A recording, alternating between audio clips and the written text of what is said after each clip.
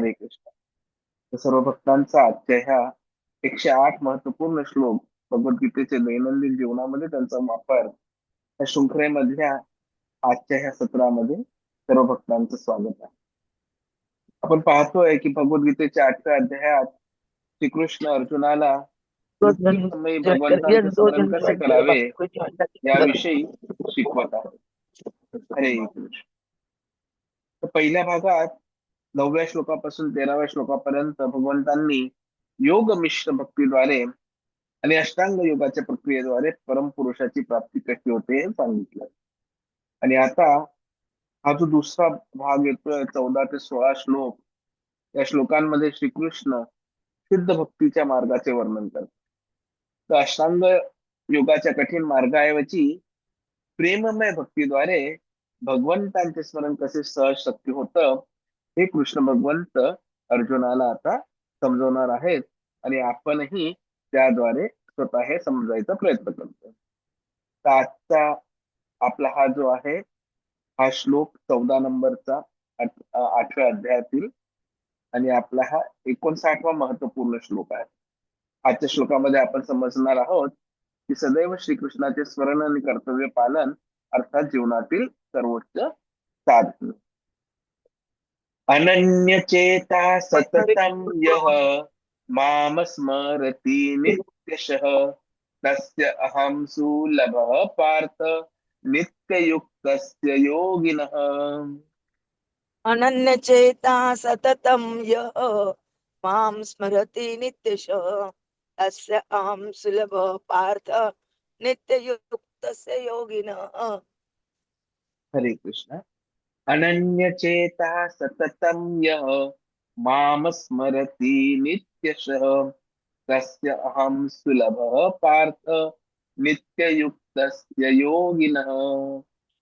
अनन्यचेता सततं यः मां स्मरति नित्यशः तस्य अहं सुलभ पार्थ नित्ययुक्तस्य योगिनः. हरे कृष्ण. अनन्यचेता सततं यः माम स्मरति नित्यशः तस्य अहं सुलभं पार्थ नित्ययुक्तस्य योगिनः.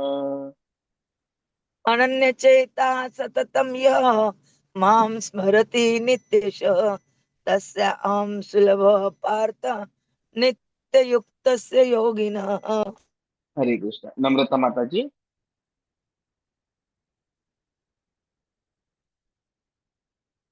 आपण वाचाल नम्रता माताजी. हरे कृष्ण. हरे कृष्ण. येस माताजी.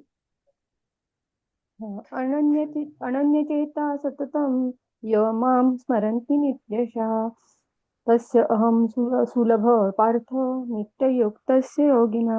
हरे कृष्ण. हरे कृष्ण. खूप खूप छान. अजून कोणी वाचू इच्छित? हरे कृष्ण. अनुवाद तथा तात्पर्य अभयचरणारिंद भक्तिवेदांत स्वामी श्रील प्रभुपादजींच्या द्वारे. हे पार्थ, जो अनन्य भावाने विचलित न होता सतत माझे स्मरण करतो त्याला प्राप्त होण्यास मी सुलभ असतो, कारण तो निरंतर भक्तियोगात रममान झालेला असतो. तात्पर्य. हे पार्थ, हरे कृष्ण, जो अनन्य भावाने विचलित न होता सतत माझे स्मरण करतो त्याला प्राप्त होण्यास मी सुलभ असतो, कारण तो निरंतर भक्तियोगात रममान झालेला असतो. तर भक्तियोगाद्वारे भगवंतांची सेवा करणाऱ्या अनन्य विशुद्ध भक्तांना कोणती अंतिम अवस्था प्राप्त होते याचे वर्णन विशेष करून या श्लोकामध्ये करण्यात आले. पूर्वीच्या श्लोकामध्ये 4 निरनिराळ्या प्रकारच्या भक्तांचा अर्थ, जिज्ञासू, अर्थार्थी आणि ज्ञानी उल्लेख करण्यात आला आहे. मोक्ष प्राप्तीच्या निरनिराळ्या योग पद्धतींचेही कर्मयोग, ज्ञानयोग आणि हठयोग वर्णन करण्यात आले आहे. या योग पद्धतीमध्ये काही प्रमाणात भक्तीचा समावेश असतो, परंतु या श्लोकामध्ये विशेष करून विशुद्ध भक्ती योगाचा ज्ञान, कर्म आणि हठ यांचा मिश्रण रहित उल्लेख करण्यात आला आहे. अनन्य चेता शब्दावरून दर्शविल्याप्रमाणे भक्ताला श्रीकृष्णांव्यतिरिक्त इतर कशाचीही अभिलाषा नसते. त्याला स्वर्ग लोकाप्रत उन्नत होण्याची इच्छा नसते. तसेच ब्रह्माचीही अभिलाषा ब्रह्मज्योतीमध्ये विलीन होण्याची किंवा भौतिक जंजाळातून मोक्ष प्राप्ती करण्याचीही इच्छा नसते. विशुद्ध भक्ताला कशाचीही अभिलाषा नसते. चैतन्य चरितामृतात शुद्ध भक्ताला निष्काम म्हटले आहे. अर्थात त्याला स्वार्थ तृप्तीचीही इच्छा नसते. परिपूर्ण शांती केवळ त्यालाच प्राप्त होते आणि जे स्वार्थ हेतूने प्रेरित झालेले असतात त्यांना शांती कधीच प्राप्त होत नाही. हरे कृष्णा. ज्ञानयोगी, कर्मयोगी किंवा हठयोगीला थोड्याफार प्रमाणात थोड्याफार प्रमाणात स्वार्थ असतो, परंतु शुद्ध भक्ताची भगवंतांना संतुष्ट करण्या व्यतिरिक्त इतर काहीच अभिलाषा नसते. म्हणून भगवंत सांगतात की ज्यांची माझ्यावर अनन्य भक्ती आहे त्यांना सहजपणे भगवत प्राप्ती होते. शुद्ध भक्त श्रीकृष्णांच्या अनेक रूपांपैकी एका रूपाची भक्ती करण्यामध्ये सदैव युक्त झालेला असतो. श्रीकृष्णांची राम आणि नृसिंहासारखे विविध विस्तारित रूपे, अंश आणि अवतार आहेत आणि भगवंताच्या दिव्य रूपांपैकी कोणत्याही रूपावर भक्तिभावाने भक्त आपले मन एकाग्र करू शकतो. इतर योगांचा अभ्यास करणाऱ्या साधकांना ज्या समस्या निर्माण होतात त्या समस्या अशा भक्तांना पुढे निर्माण होत नाहीत. भक्ती योग हा अत्यंत सहज, उदात्त आणि आचरण करण्यासाठी सुलभ आहे. भक्ती योगाचा प्रारंभ केवळ हरे कृष्ण जपाने होऊ शकतो. भगवंत हे सर्वांवर कृपा करतात, परंतु पूर्वीच वर्णिल्याप्रमाणे विचलित न होता जो त्यांची सदैव सेवा करतो त्यांच्यावर ते विशेष कृपा करतात. अशा भक्ताला ते विविध प्रकारे सहाय्य करतात. वेदांमध्ये कठोपनिषद पहिला स्कंद दुसरा अध्याय 23व्या श्लोकामध्ये सांगितल्याप्रमाणे यम एव एष वृणुते तेन लभ्यः तस्य एषः आत्मा विवृणुते तनुस्माम. जो पूर्णपणे शरणागत आहे आणि भगवत भक्तीमध्ये युक्त झालेला आहे तो भगवंतांना यथार्थ रूपामध्ये जाणू शकतो. आणि भगवद्गीतेत 10व्या अध्यायातील 10व्या श्लोकामध्ये सांगितल्याप्रमाणे ददामी बुद्धियोगम तम. भगवंत अशा भक्ताला पुरेशी भक्ती देतात जेणेकरून भगवत धामामध्ये त्याला भगवंतांची प्राप्ती होऊ शकेल. विशुद्ध भक्ताचा विशेष गुण म्हणजे तो विचलित न होता आणि देश काल परिस्थितीचा विचार न करता सदैव श्रीकृष्णांचे स्मरण करीत असतो. त्याच्या भगवत स्मरणामध्ये कोणतीच विघ्न येत नाही. तो आपली सेवा कोणत्याही काळी आणि स्थळी कळू शकतो. काही जण म्हणतात की भक्ताने वृंदावनात आधी पवित्र तीर्थस्थळी किंवा भगवंतांच्या लीलास्थळी वास केला पाहिजे. तथापि शुद्ध भक्त कोठेही राहून आपल्या भक्तीद्वारे वृंदावनाच्या वातावरणाची निर्मिती करू शकतो. श्री अद्वैताचार्यांनी श्री चैतन्य महाप्रभूंना सांगितले की हे भगवान, जेथे जेथे तुम्ही आहात तेथे तेथे वृंदावन आहे. सततम आणि नित्यशहम या शब्दांवरून दर्शविल्याप्रमाणे शुद्ध भक्त हा सदैव कृष्ण स्मरण करीत असतो आणि श्रीकृष्णांवर ध्यान करीत असतो. ज्याला भगवंताची अत्यंत सुलभतेने प्राप्ती होते अशा शुद्ध भक्ताचे हे विशेष गुण आहेत. गीता ही भक्ती योगाच्या महत्वावर इतर कोणत्याही योगापेक्षा अधिक जोर देते. सामान्यतः भक्ती योगी 5 प्रकारे भक्ती करतात. 1 शांत भक्त, 2 दास्य भक्त, 3 साख्य भक्त, 4 वात्सल्य भक्त आणि 5 माधुर्य भक्त. यापैकी कोणत्याही प्रकारची भक्ती करणारा योगी असो तो अविरतपणे भगवंताच्या दिव्य प्रेममय सेवेमध्ये युक्त असतो आणि क्षणासाठी तो भगवंतांना विसरू शकत नाही.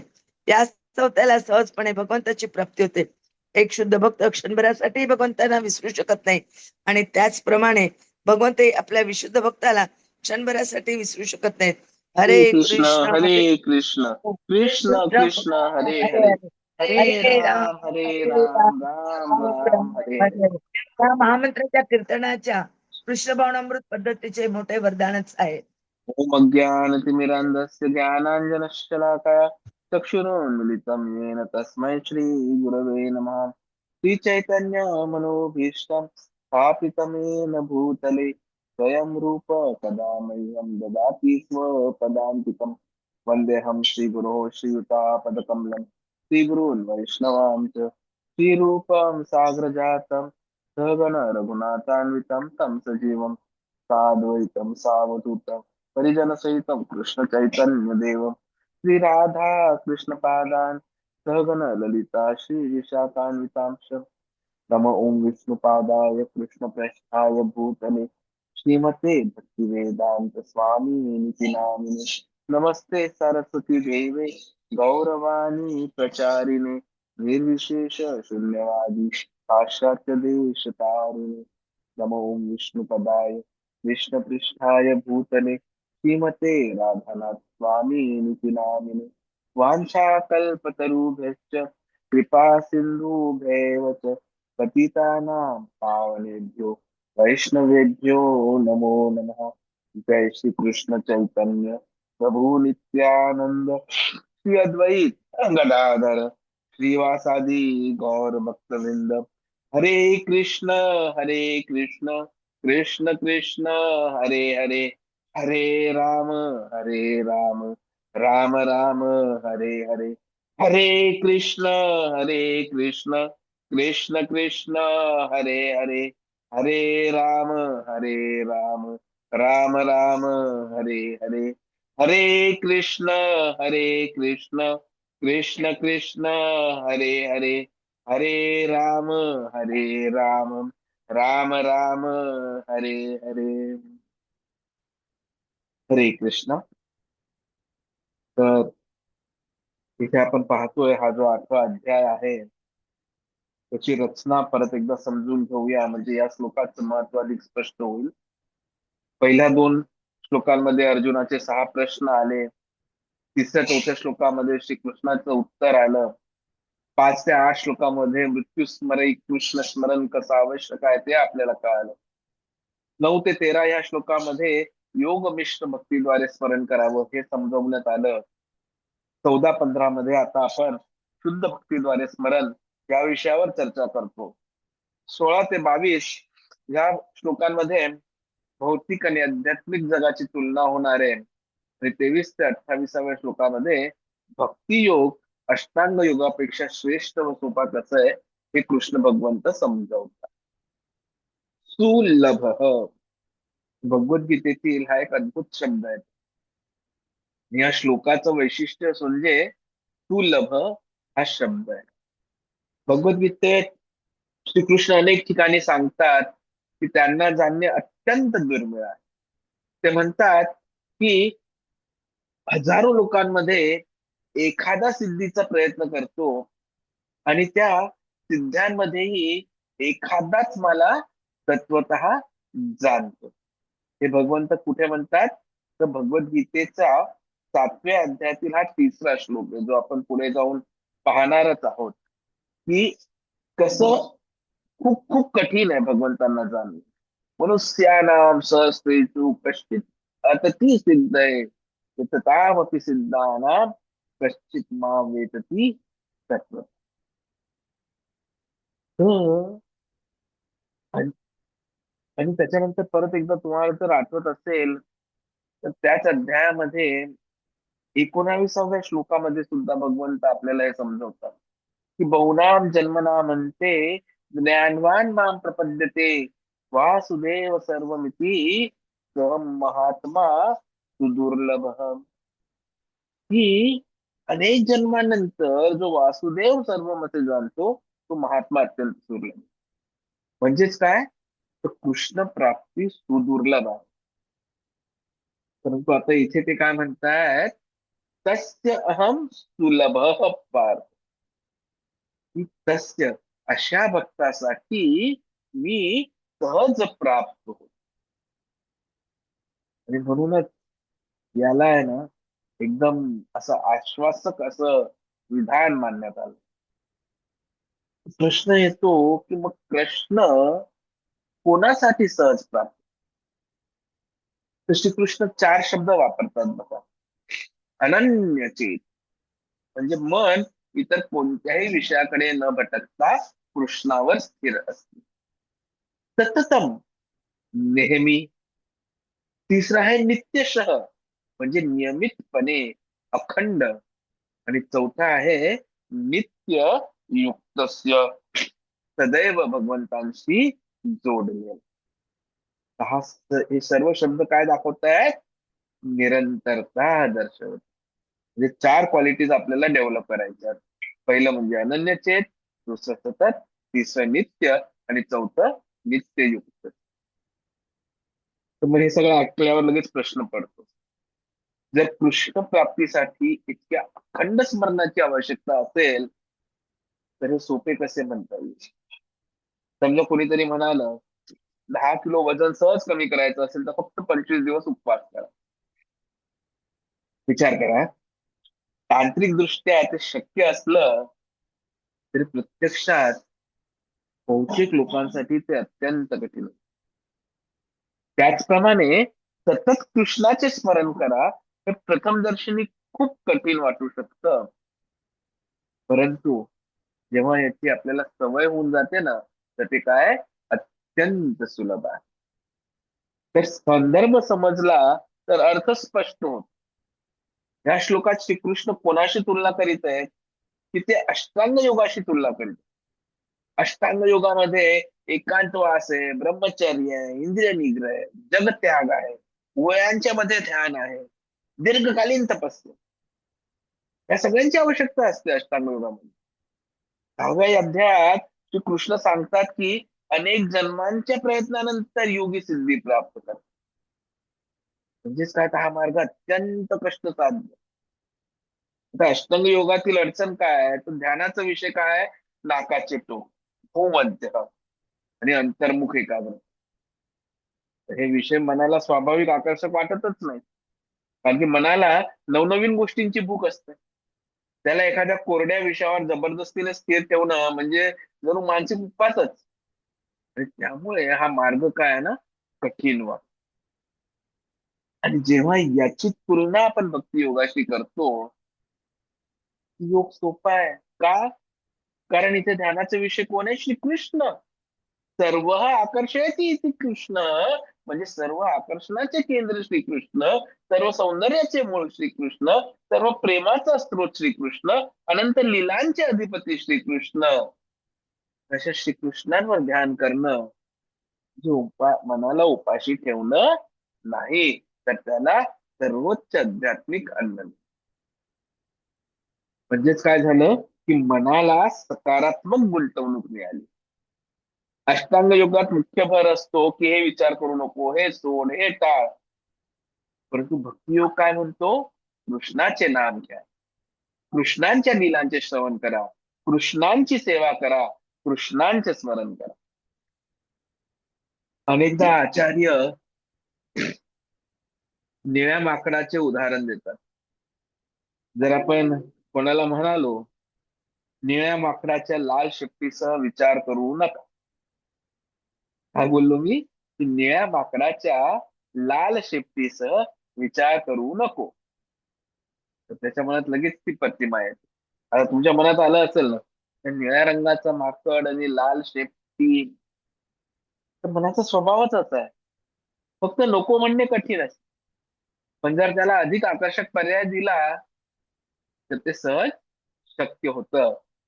आणि कृष्ण हेच ते आकर्षक पर्याय. तर कृष्ण स्मरण नैसर्गिक होतं, कसं माहितीये का? जसं क्रिकेट प्रेमी सतत क्रिकेटचा विचार करतात, देशभक्त सतत देशाचा विचार करतात, व्यापारी व्यवसायाचा विचार करतात, कारण त्यांच्याकडे त्या विषयाची आसक्ती असते.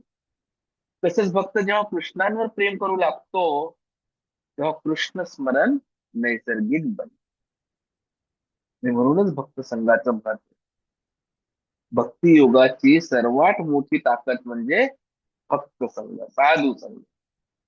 कारण की भक्तांच्या सहवासात कृष्णाविषयी आकर्षण वाढतं, श्रद्धा वाढते, स्मरण सुलभ होतं, सेवा करण्याची प्रेरणा मिळते. म्हणून कृष्ण स्मरणासाठी जंगलात जाण्याची आवश्यकता नाही. भक्त कुठेही वृंदावन निर्माण करतो. तात्पर्यात प्रभुपादांनी सांगितलंय, चैतन्य चरित्रामृतातील एक प्रसंग उद्धृत केलाय आपण, की श्री अद्वैत आचार्य काय म्हणाले, हे प्रभू, आपण जिथे असतात तिथेच वृंदावन असतं. याचा अर्थ काय, तर वृंदावनाचं सार म्हणजे कृष्ण स्मरण. तो जो भक्त कृष्णाचे स्मरण करतो तो कुठेही असला तरी आध्यात्मिक वातावरण निर्माण करतो. आणि मग भगवानांची विशेष कृपा होते. भक्तियोग सोपा होण्याचं आणखी एक कारण म्हणजे कृष्ण स्वतः मदत करतात. कठोपनिषदात सांगितलंय, ज्याला भगवान स्वीकारतात त्यालाच ते प्राप्त होतं. सकाळी हा मी होमवर्क दिला होता भागवतम 17 मध्ये. तर भगवंत भक्ताला बुद्धी देतात, मार्गदर्शन करतात, अडथळे दूर करतात, स्मरण करण्याची शक्ती देतात. म्हणून भक्त एकटा प्रयत्न करत नाही, भगवंत त्याच्यासोबत कार्य करतात. हरे कृष्ण कृष्ण कृष्ण हरे हरे, हरे राम राम राम हरे हरे. त्या श्लोकाचा जेव्हा आपण विचार करतो ना, तर महत्वपूर्ण भरपूर असं डीप इन्साइट येतात अंतर्दृष्टी. जसं अनन्य चेता. अनन्य चेता म्हणजे काय? स्वर्गाची इच्छा नाही, मुक्तीची इच्छा नाही, भौतिक लाभाची अपेक्षा नाही, फक्त कृष्ण प्राप्तीची आकांक्षा. जसं आपल्याला ह्या विषयावर भागवतम मध्ये सुद्धा दुसऱ्या स्कंदातील पहिल्या अध्यायातील 6व्या श्लोकात आलंय पहा. आणि ते नारायण स्मृती, की मानव जन्माचं अंतिम यश म्हणजे मृत्यू समयी नारायणाचे स्मरण. आणि 7व्या स्कंदातील 5व्या अध्यायातील 23व्या श्लोकातही आलं होतं, श्रवणम कीर्तनम विष्णू स्मरणम. तर 9वा भक्तीतील स्मरण ही हे प्रमुख अंग आहे. कीर्तन चरितामृतात सुद्धा आलंय की कीर्तनाच्या प्रभावाने स्मरण उत्पन्न होत. तर असं हे स्मरण खूप आवश्यक आहे. ते हे अनन्याचे, की केवळ कृष्ण प्राप्तीची. आणि सततम आणि नित्यश, वेळेचं बंधन नाहीये, स्थळाचं बंधन नाहीये, परिस्थितीचं सुद्धा बंधन नाहीये. कृष्ण स्मरण सर्वत्र करायचं. जसं आपल्याला महाराज अमरीशांनी कथा माहिती की त्यांनी त्यांचं मन सदैव श्रीकृष्ण चरणी, सवयी म्हण कृष्ण पदारविंद हो.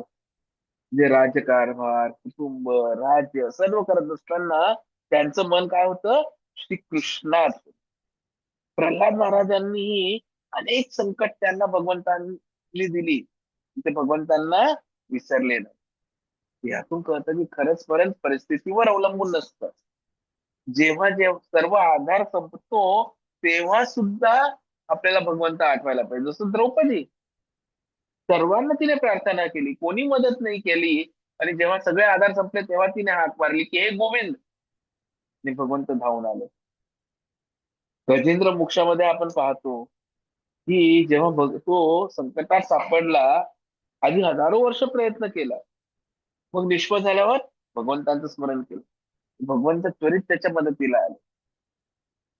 महत्वाचं काय? तर सतत आणि कुठल्याही परिस्थितीचं बंधन नसताना, वेळेचं बंधन नसणारा, स्थळाचं बंधन नसणारा कृष्ण स्मरण सर्वत्र करत राहिलं. चैतन्य चरितामृतामध्ये एक गोपाल गुरूंचा प्रसंग येतो. तर एकदा चैतन्य महाप्रभू शौचासाठी गेले असताना त्यांनी स्वतःची जीभ पकडून ठेवली. भक्तांनी विचारली असे का? तर महाप्रभू म्हणाले की जीभ अशा अशुद्ध अवस्थेतही हरे कृष्ण म्हणणे थांबवत नाहीये. तेव्हा लहान गोपाल नावाच्या मुलाने म्हटले, हे योग्य नाही. जर एखादा मनुष्य मृत्यूसमयी अशा अवस्थेत असेल तर त्याने नाम घेऊ नये का? कृष्ण नाम सर्व परिस्थितीत पवित्र आहे. तर जेव्हा त्या मुलाने हे सांगितलं, तुरंत काय केलं? त्वरित महाप्रभूंनी त्याला आपले गुरु मानले आणि त्याचे नाव गोपाल गुरु असत. हा प्रसंग दर्शवतो पहा, की कृष्ण स्मरणाला वेळ, स्थळ किंवा परिस्थितीची अट नाही. तर मग आपल्या जीवनातील उपाययोजन काय? तर सकाळी उठल्यावर हरे कृष्ण नामस्मरण करा, भोजनापूर्वी भगवंतांना अर्पण करून प्रसाद घ्या, प्रवासात भजन कीर्तन किंवा प्रवचन ऐकत राहा, काम करताना हे कार्य कृष्ण सेवा आहे असा भाव ठेवा, झोपण्यापूर्वी दिवसभरातील घटना श्रीकृष्णांना अर्पण. कृष्ण नामी रमता रमता जीवन होई धन्य, स्मरणात त्याच्या राहता दुःख जाई सर्वस्वी अन्य. श्वासागणिक कृष्ण आठवावा, हाच जीवनाचा सार. अनन्य भक्ती ज्याच्या ठाई, त्याचा अपार उद्धार. तर दिवसाची सुरुवात हरिनामाने करा. श्रवण आणि कीर्तन वाढवा. प्रत्येक कार्य कृष्ण अर्पण करा. संकटात प्रथम भगवंतांचे स्मरण करा. नामजप नियमित ठेवा. भक्त संग सोडू नका. जीवनाचे केंद्र कृष्ण बनवा. तर सार काय झालं ही अखंड कृष्ण स्मरण हे भक्तीचं हृदय. अनन्य भावाने स्मरण करणाऱ्यास भगवान सहज प्राप्त होतात. नाम जप हे स्मरणाचे सर्वोत्तम साधन आहे. जीवनभराचे स्मरण अंतकाळी उपयोगी पडते. श्रवण कीर्तनातून स्मरण विकसित होते. कृष्ण स्मरण म्हणजेच आध्यात्मिक जीवनाचे यश आणि भगवंत भक्तासाठी सुलभ होतात. या श्लोकाचा मुख्य संदेश अत्यंत प्रेरणादायी. अष्टांग योगाचा मार्ग कठीण प्रदीर्घ कष्टसाध्य. भक्ती योगाचा मार्ग आनंदमय नैसर्गिक कृष्ण कृपेने समर्थित आणि सहज.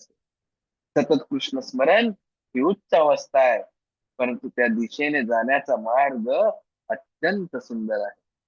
भक्ती योगामध्ये आपण केवळ कृष्णांचा शोध घेत नाही, तर कृष्णही आपल्याला स्वतःकडे खेचतात.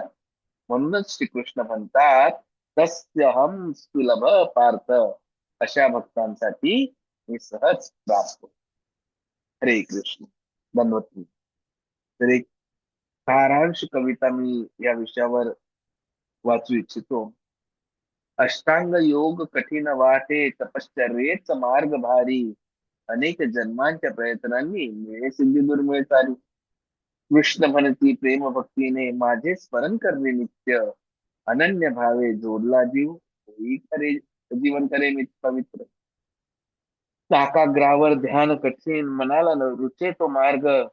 कृष्ण रूप लीला नामामध्ये, मिळे आनंदाचा सर्ग. भक्त संगती वाढे श्रद्धा, अंतरी जागे प्रेम दीप. कृष्ण कृपेने दूर होती अज्ञानाचे काळे रूप. वर्ता कृष्ण सर्व काळी, जीवन होते मंगलमय. सुलभ आहे मी त्या भक्ताला, कृष्ण वचन अमृत.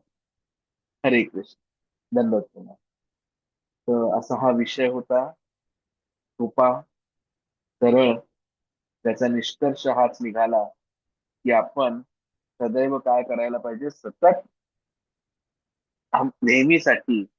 हा आश्वासनात्मक श्लोक आहे. तिथे भगवंतांनी स्वतः सांगितलंय की जो भक्त प्रेमाने श्रद्धेने निरंतर त्यांचे स्मरण करतो, त्याच्यासाठी ते सहज प्राप्त होतात. मोठी विद्वत्ता, मोठी तपस्या, विशेष पात्रतेची आवश्यकता नाही. आवश्यक आहे ते अनन्य प्रेम, अखंड नामस्मरण आणि भगवंतांवरील पूर्ण विश्वास. तर आपण भगवंतांना प्रार्थना करूया की आमच्या चंचल मनाला आपल्या चरणी स्थिर करा. आमच्या प्रत्येक श्वासात आपले नाम वास करा. आपल्या रूप गुण लीला आणि नामाचे अखंड स्मरण आम्हाला लाभो.